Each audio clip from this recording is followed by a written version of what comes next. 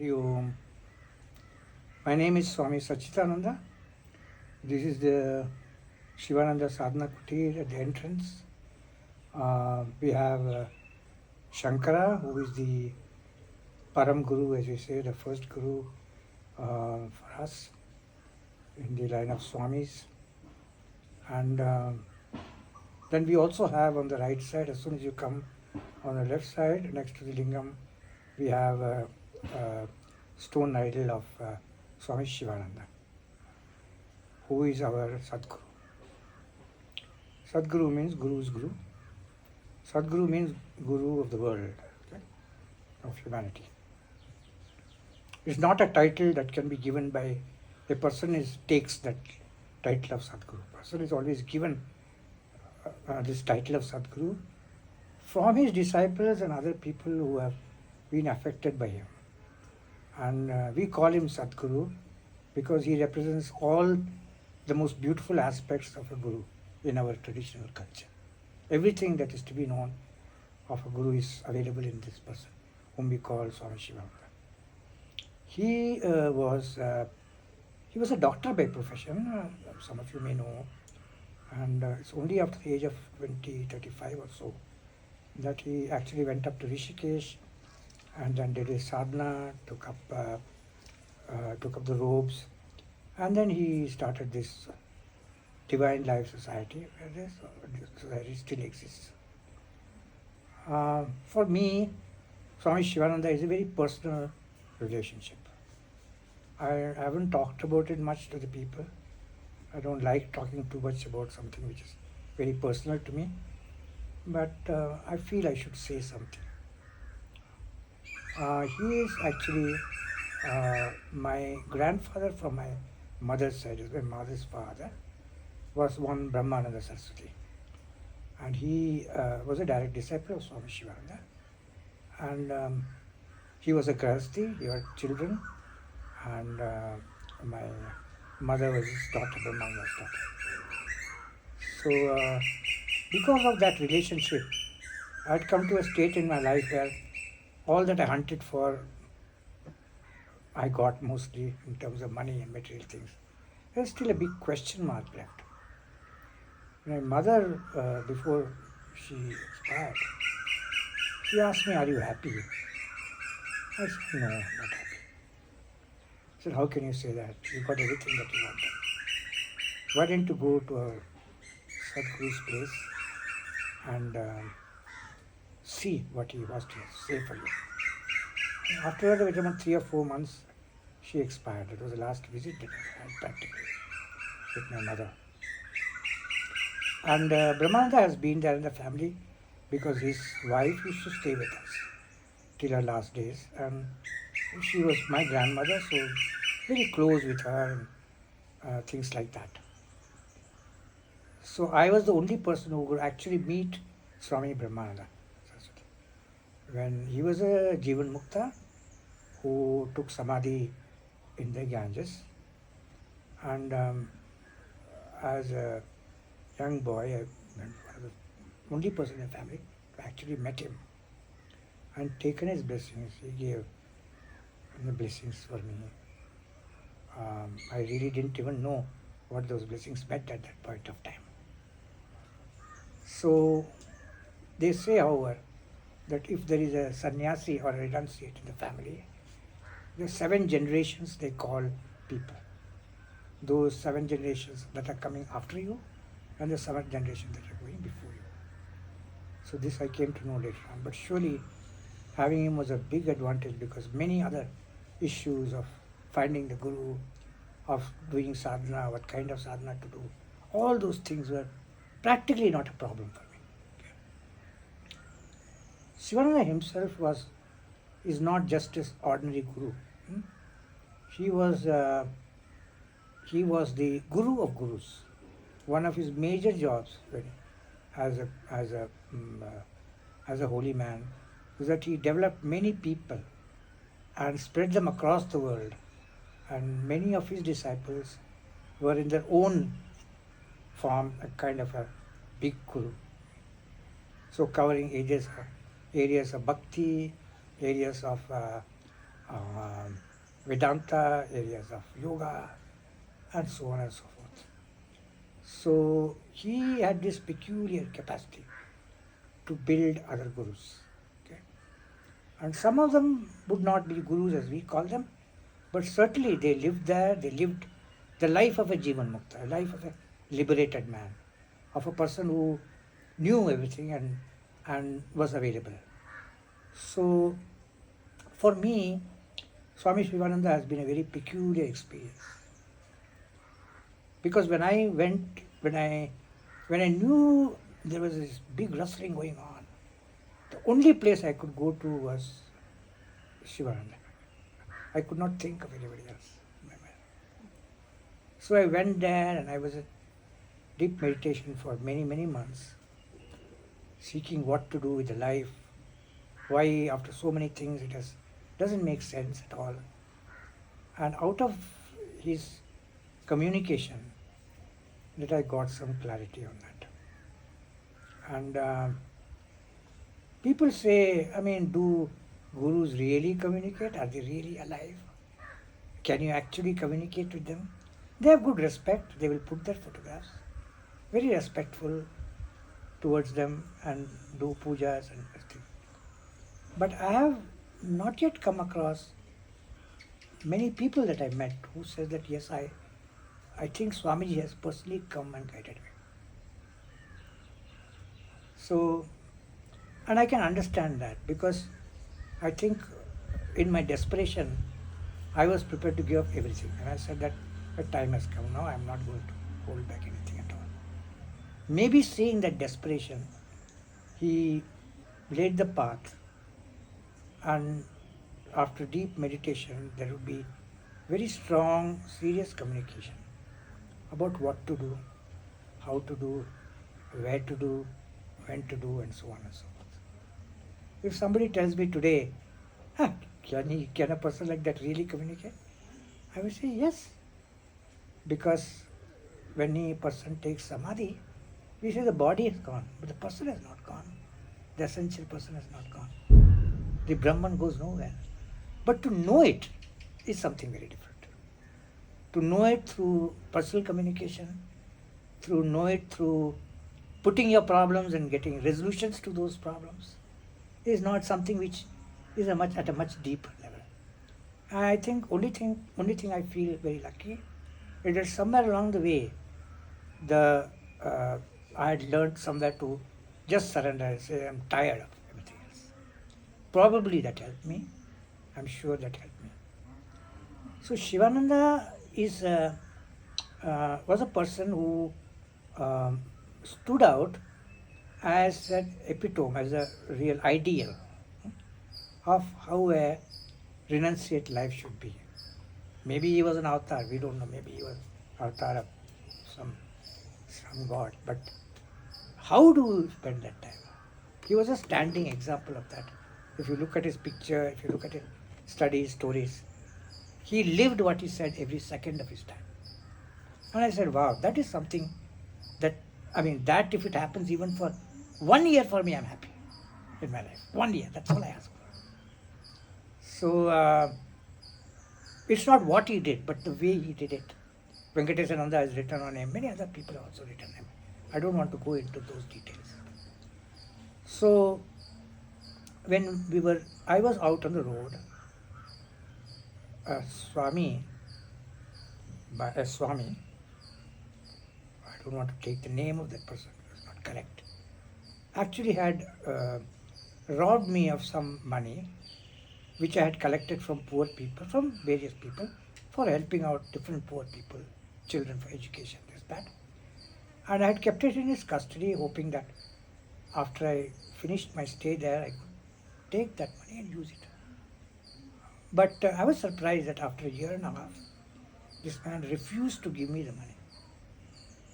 And it's not a big amount, maybe 5-6 lakhs Indian rupees. But it's still a lot that can be done to help people, right? So I was so angry that time that I said, this cannot be, this is not true. This is not what I came for. I was more frustrated. I went back again to Rishikesh, sat there, you tell me what has to be done, I'm not moving out from here anymore. I had enough of what I saw in the place where I was the sannyasi, outside on the road, and then another person who had put up an ashram, claiming that it was a holy place. So when that happened to me, I lost faith actually. I said, no, this life cannot be like this. This is not what people are taught. And so that time was a time when the real major communication started coming. And the major communication consisted of what to do. Should I beat him up? Should I send some people at his back? Should I confront him? And the answer, simple answer from Swamiji after deep meditation at that intuitive level, said no action is to be done. Better drop your anger. No action is to be taken. So I was hurt with that. I was felt that no, it cannot be like that. He said, no, I have some plan and I want you to follow that plan. Since you are so frustrated, let me do the work. And you just do whatever I tell you. Don't have to do anything. I will put the thing up, what I want, how I want it. You be there, you take care of it if you can, whatever you can do. Otherwise you will lose faith. So I said, okay. So I was on the road at that time. With nothing in my hands, I was back on the road with nothing in my hands. And my diabetic condition had become so bad that I was asking people, give me some money. I want to take some medicine which is given to me. And from that position, we conceptualized this. We means Swamiji conceptualized this position in so giving the title of the name of the place. He told me, put up a small place. You were given 12 acres of land, you did not take it. That also I told you not to take it. You must have been angry with me. Put a small place. Put a small place where people can come for sadhana. Because people do not do sadhana. They have their own ways, and even when people come to ashrams like ours, there is a lot of mouthing of good words, but they really don't do sadhana. And it is only in a small place that a good sadhana can be done, with a good guide. In a larger place, sadhana cannot be done. So I want it as a good place. I want it a pretty place for me. And I want you to put up the setup for perpetuating the Vedas. I think this mission is enough for you. You work towards this. You don't worry about the money. You don't worry about the people who are going to come there. That is not your job. So I've made notings on this. Kept a diary for this communication because I may forget that I have said something and I have not written it down, so I was very keen immediately. Most of these communication would be after a deep meditation, which I was able to do, and when you are in the space, really in the space of deep silence, where the mind is not functioning. And through that, the messages are very clear. There is no distortion of messages in that time. And if you can get into that space, you will find that if you are getting any message during that time, it ought to be very, very true. And you should follow that. Okay? I'm saying this only from my personal experience. I'm not saying that somebody else will. There may be other ways, there are other things to do. But this is what I felt. And after that, we put up this thing called the Shivananda Sadhana Kutir in 2 phases, as he wanted. One is a place where the acharya will stay, with some places for yoga. He particularly said, tomorrow there will be big need for therapy. Keep a place for that. And make sure that nobody comes into the place without getting a dose of Vedanta. This is your job. Right? They must have this. Without this knowledge, nothing is going to happen meaningful. It will all turn into an aberration, which by that time I suppose it had worldwide. So this is how the first phase was put up. My trustees told me, Swamiji, this is not going to happen. I was in fact humiliated by many people. They said, you are going on the road like a bhikari, like a beggar, and you are saying that this can be done, that can be done. So I said, I don't know, but this will be done. And that's how this idea that was conceptualized actually became a reality. The land came from nowhere. The people who came into this thing were from nowhere. The people who built the place were from nowhere.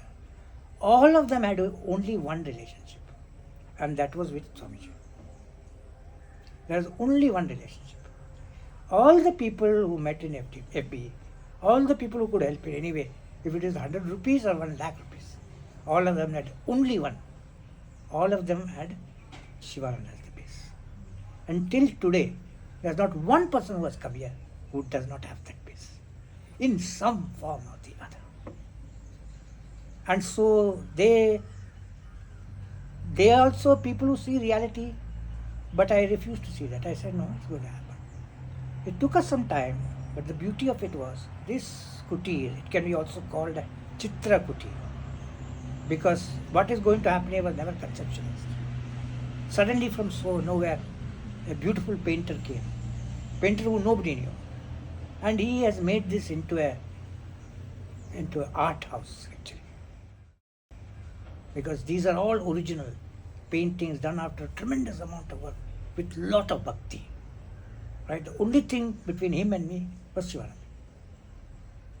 And if you happen to come here and have a look, you'll be surprised at the beauty of the work, the beauty of this painting behind me is also the painting of Rishikesh.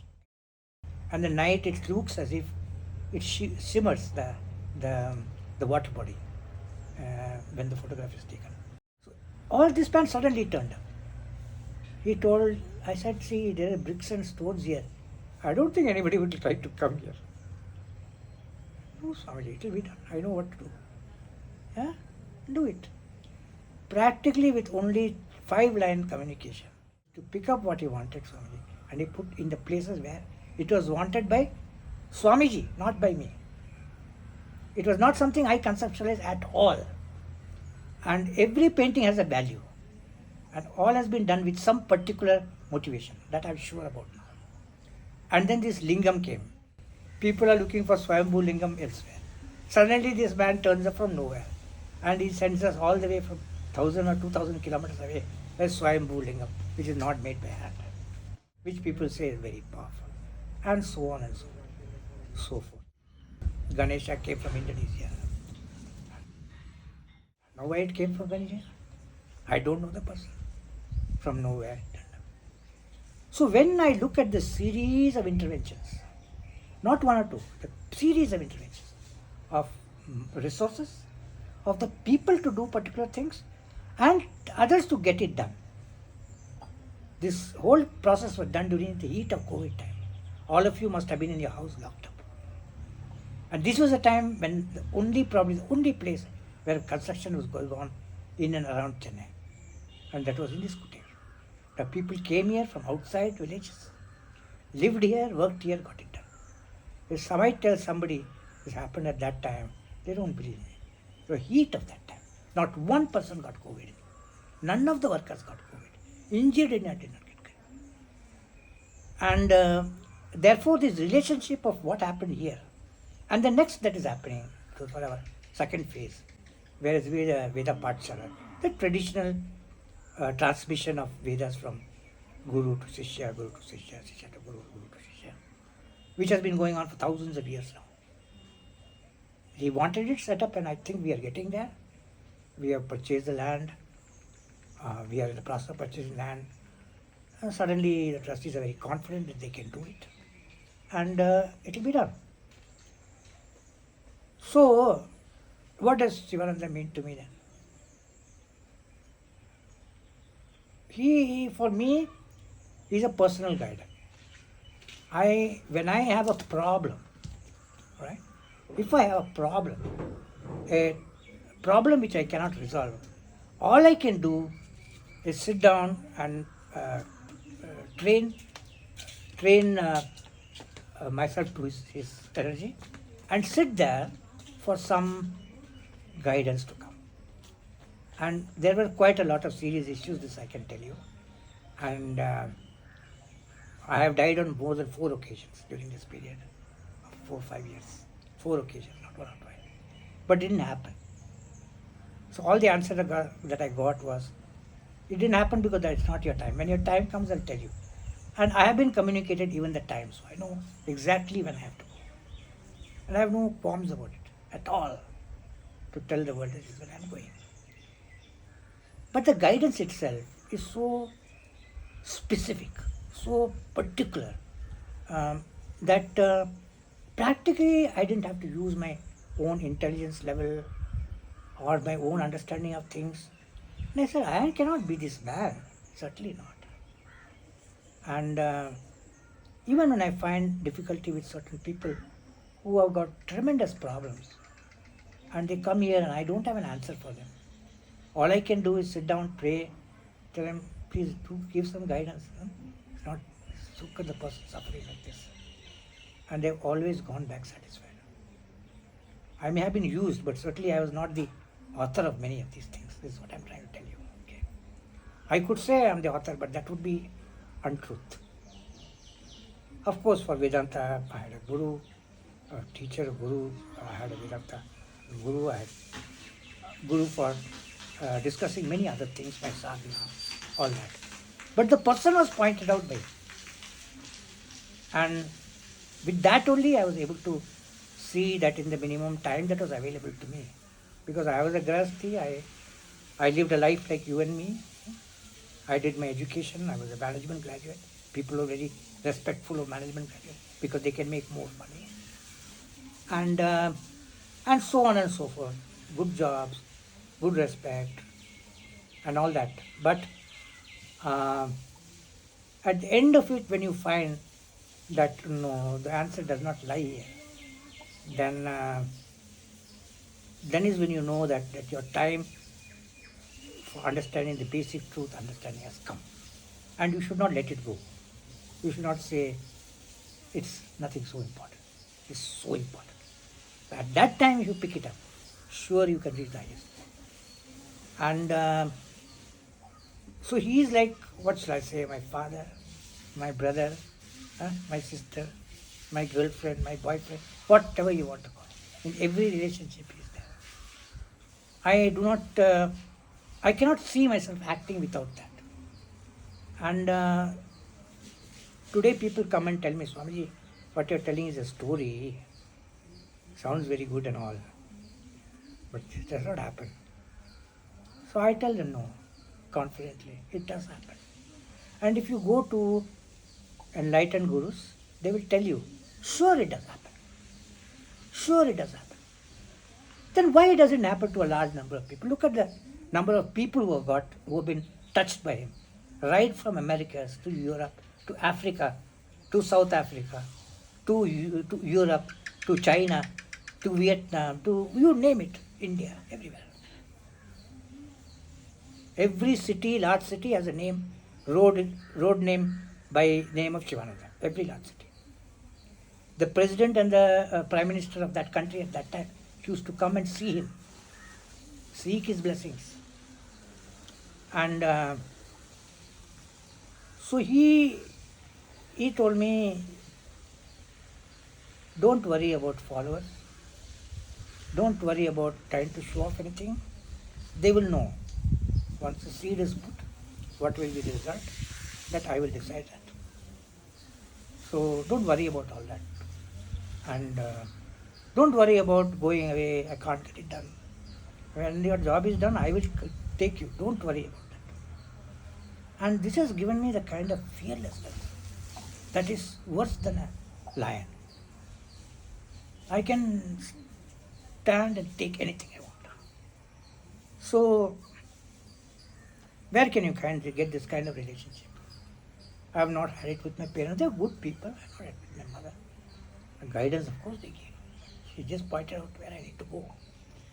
But this kind of communication happens, it will happen. And it can happen quite often if you are in that proper state of silence. because with lot of thoughts, it becomes very diffused for any good communication to reach you. What I realized was, when I was disturbed, nothing will happen. No communication will be there, no nothing will be there. So we are, he is the epitome of what a guru is. That they don't die because of a physical body going away. Many people, they say, he has died, I cry for him, this thing. But now I cannot see him, I cannot, he can't, I feel so bad. I said, but that's not true. So those of you who are following Shivananda, those of you who are following your other gurus, and I say there are other gurus also, Ramana Maharishi, people come to his samadhi for what? Because there is power there. It's not just a place where the body was kept. Body means nothing. So this kind of power can be tapped from a person whom you declare to be somebody who can guide you. The confusion is people don't know whether that is true. They don't know whether this is my guru at all. Even if they repeat it 1,000 times, in the heart of their heart that belief is not there. It's the reality.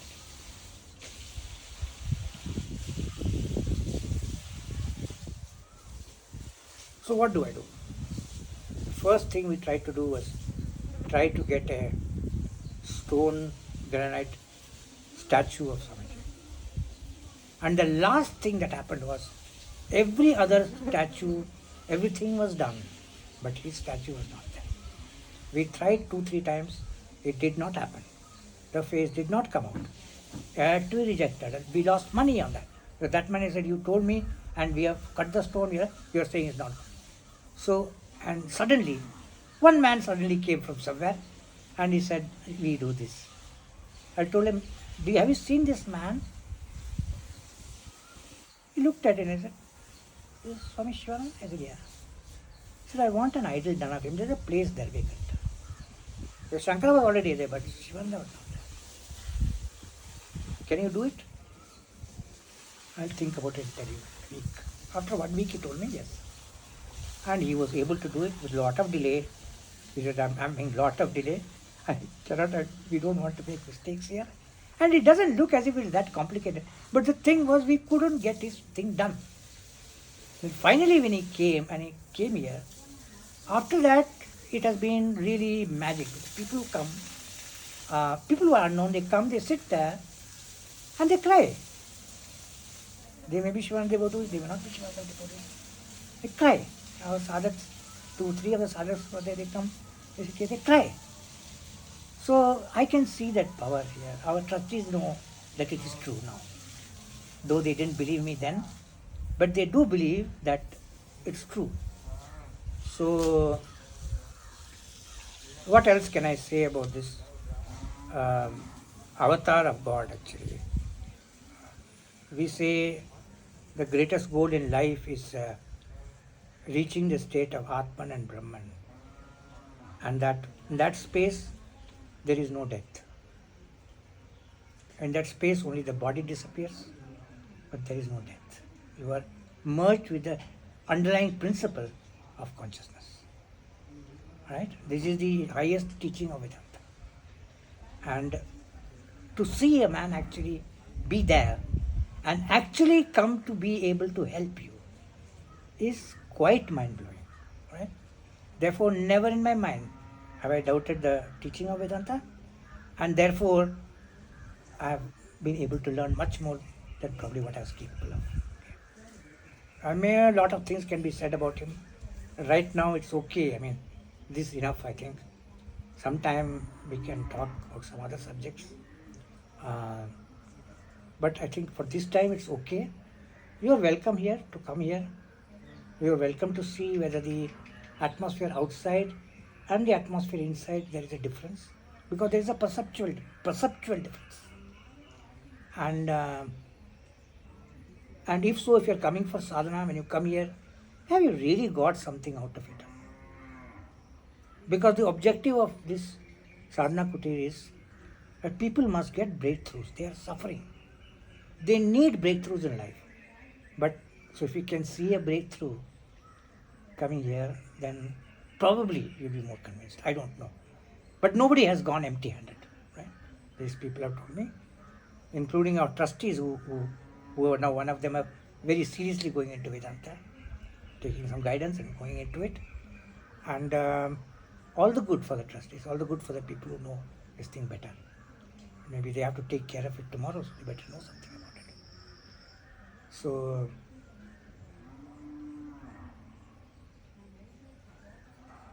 my life revolves around that. I have no other need or desire for anything else. But I know that this is a very critical part, and the vision that he set up was for the country, not for this place. So you need to put up these places which are small, where you can do a Veda Pathshala, where people can come and stay without too much cost, so that it can be replicated all over the country. And this is what is needed in this country, because there's so much of diffusion of values, and almost the cutting off of our culture is taking place without people realizing it. So this is the vision, and this is the vision I've communicated to our trustees. I said, I'm just the seed. Your work doesn't stop here. From this you have to see where and how this will go to the chief person in the country or to the states, how they will be able to help in doing this. But your dot doesn't come here. I'll be there till you see how it looks like, what it can do. And then have to say goodbye. After that your work will start, because that is the real mission. That somewhere along the way, the values of Vedanta, values of Vedic culture has got lost. In India itself. I mean, we are not talking about India. And it is our job, somebody's job, to perpetuate it. However small it may be, we have to perpetuate it. This is the overall vision also. It is closely tied with exactly what he wants. That is why I feel confident. If somebody says, do you have money? I said, no. How will you do it? It will happen. Confidently, you can say it will happen. So I just